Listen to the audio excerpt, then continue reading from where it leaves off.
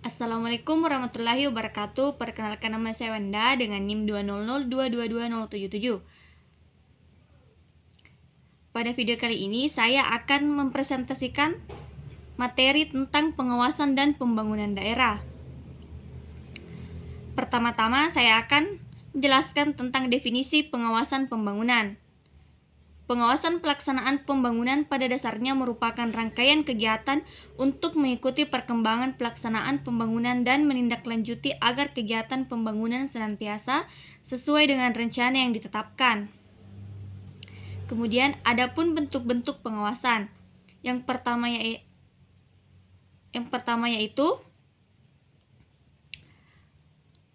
feed forward control, yaitu kontrol yang dilakukan sebelum kegiatan berlangsung. Kemudian yang kedua yaitu concurrent control, yaitu kontrol yang dilakukan saat kegiatan berlangsung. Dan yang ketiga yaitu feedback control, yaitu kontrol yang dilakukan setelah kegiatan selesai. Kemudian diperlukan pengawasan dalam penyelenggaraan pemerintah daerah, yaitu pengawasan tersebut ditujukan untuk menjamin agar pemerintahan daerah berjalan secara efektif, efisien, dan berkesinambungan sesuai dengan rencana dan ketentuan peraturan perundang-undangan menuju terciptanya tujuan otonomi daerah, yaitu mewujudkan kesejahteraan masyarakat melalui peningkatan mutu pelayanan. Adapun contoh kegiatan pengawasan yaitu contoh penerapan fungsi pengawasan atau controlling. Dalam pengelolaan kegiatan usaha yang dapat dilakukan oleh seorang manajer adalah mengevaluasi capek kerja organisasi, menyusun analisis jabatan, mengambil langkah solusi atas hal-hal yang belum tercapai, menginformasikan kebijakan yang diambil oleh organisasi. Kemudian, bagaimana proses pelaksanaan kegiatan pengawasan? Proses pengawasan biasanya paling sedikit ada 5 tahap, yakni yang pertama yaitu menetapkan standar pelaksanaan, dan yang kedua penentuan pengukuran pelaksanaan kegiatan, 3 pengukuran pelaksanaan kegiatan, 4 pembandingan dengan standar evaluasi, dan yang kelima yaitu pengambilan tindakan koreksi bila perlu. Kemudian, bagaimana sebuah pengawasan dapat dikatakan efektif?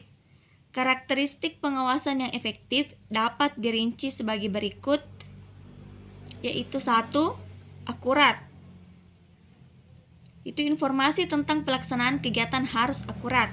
Yang kedua, tepat waktu, yaitu informasi harus dikumpulkan, disampaikan, dan dievaluasi secepatnya bila kegiatan perbaikan harus dilakukan segera.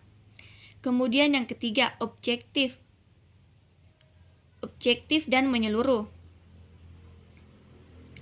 Kemudian selanjutnya yaitu bagaimana sebaiknya pengawasan yang dilakukan oleh pemerintah pusat kepada pemerintah daerah.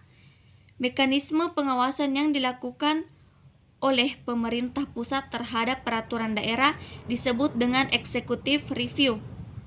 Pengawasan pemerintah pusat terhadap peraturan daerah dibedakan menjadi 2, yaitu pengawasan preventif dan pengawasan represif. Kemudian pembinaan dan pengawasan pemerintah daerah.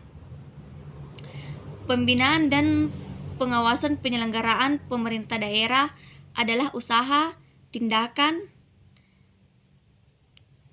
dan kegiatan yang ditujukan untuk menjamin penyelenggaraan pemerintahan daerah berjalan secara efisien dan efektif sesuai dengan ketentuan peraturan perundang-undangan. Baik, mungkin itu saja yang sempat saya sampaikan pada video kali ini. Sekian dan terima kasih. Assalamualaikum warahmatullahi wabarakatuh.